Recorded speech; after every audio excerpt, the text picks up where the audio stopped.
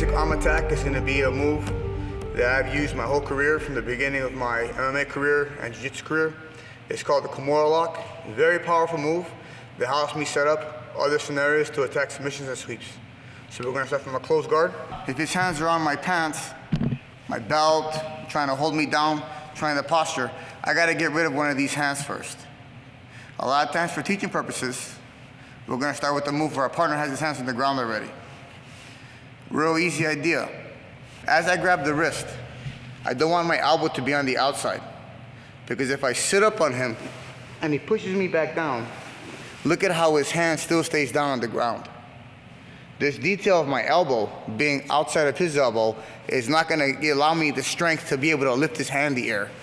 So I want to use the structure of my skeleton.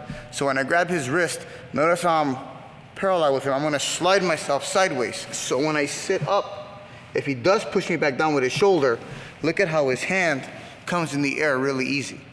It's not because I was able to lift it with my muscular skeleton. I was able to use the frame of my skeleton. I'm not using the muscles, I'm using the frame. As I reach and I connect my hands here, this gives me a powerful lock. This lock here, I'm not trying to lift like this. This gives me no real power here. I want to keep the arm 90 degrees tight to my body. I want to put my foot on the ground, and I want to slowly snake and escape my hips to the side. Normally I'll snake 2 or 3 times. When I get to my side, I throw my leg over his shoulder. Now this leg is going to push him away as I pull the elbow and twist. Very, very powerful move. So I'm in the closed guard. My partner has his hands on the ground. As I grab the wrist, I'm going to slide my elbow inside. As I slide inside, I'm going to sit up on him.